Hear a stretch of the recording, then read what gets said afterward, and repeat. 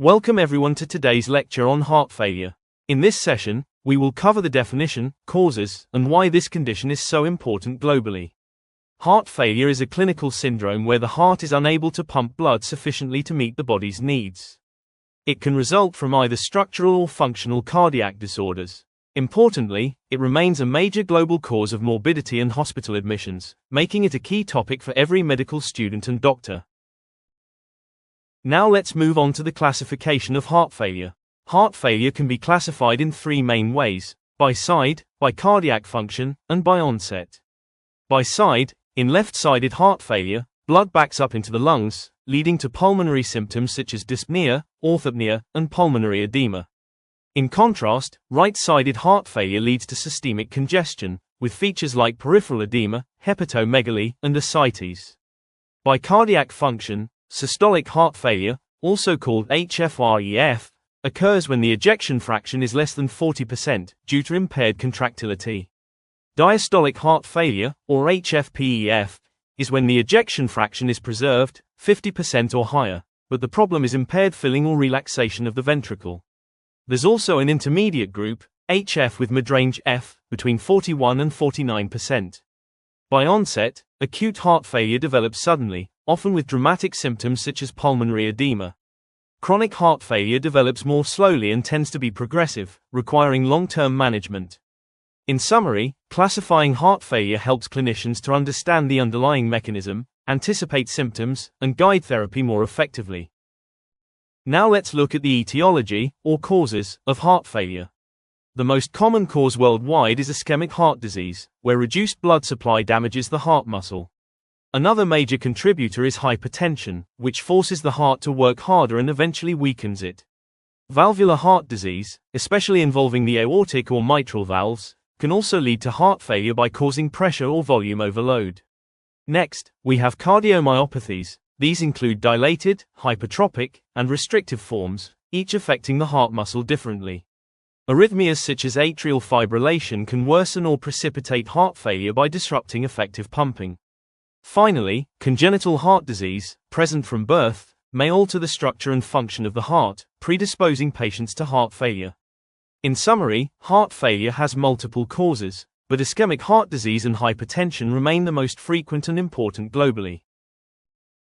Now let's move to the clinical features of heart failure. We divide them into symptoms reported by the patient and signs detected on examination. Symptoms: patients often complain of dyspnea. This may start with exertion, progress to orthopnea, and in severe cases, paroxysmal nocturnal dyspnea. They may also experience fatigue and weakness, reflecting poor tissue perfusion. Palpitations can occur due to arrhythmias. And importantly, many patients notice ankle swelling caused by fluid retention. Signs: on examination, we may find tachycardia and tachypnea. Jugular venous pressure is often elevated, reflecting right-sided pressure overload. In the lungs, pulmonary crepitations may be heard due to congestion. On auscultation, an S3 gallop is a classic finding. And finally, peripheral edema, ascites, and hepatomegaly are common in advanced cases. In summary, the combination of symptoms and signs helps clinicians recognize and confirm the diagnosis of heart failure. Now let's review the key investigations for heart failure. We start with blood tests, including a complete blood count, renal function, and electrolytes. Biomarkers such as BNP or NT-proBNP are very useful to support the diagnosis.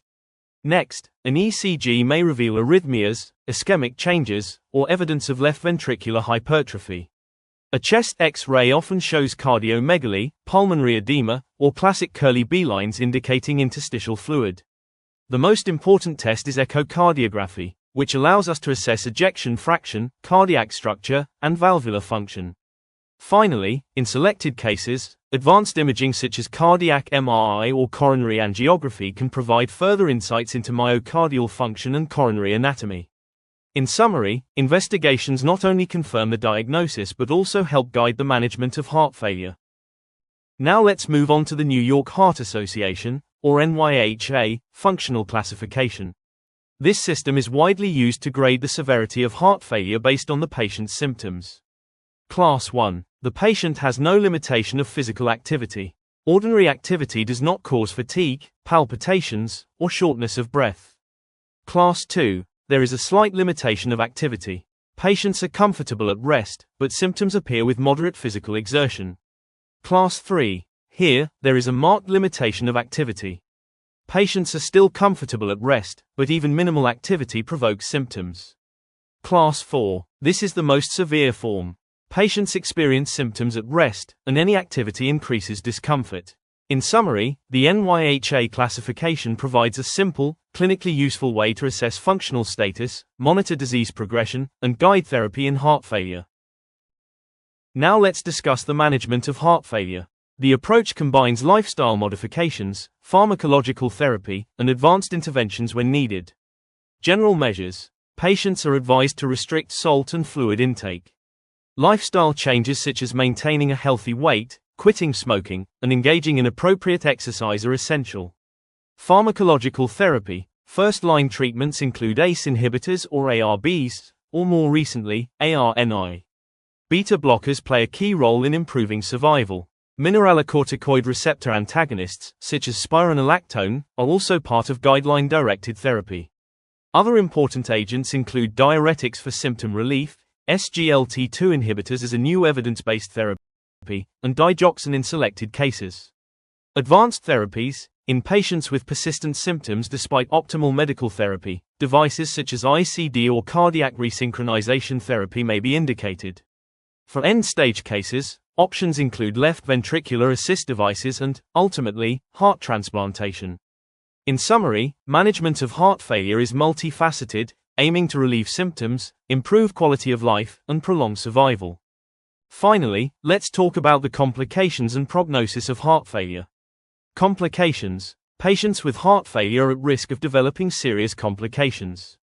These include arrhythmias, such as atrial fibrillation or ventricular tachycardia, which can lead to sudden cardiac death.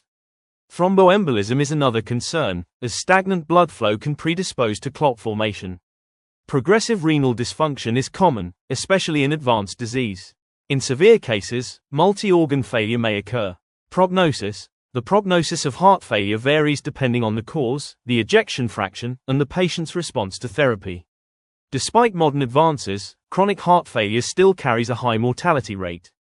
However, with early diagnosis, guideline-directed therapy, and appropriate follow-up, many patients can live longer and maintain a good quality of life.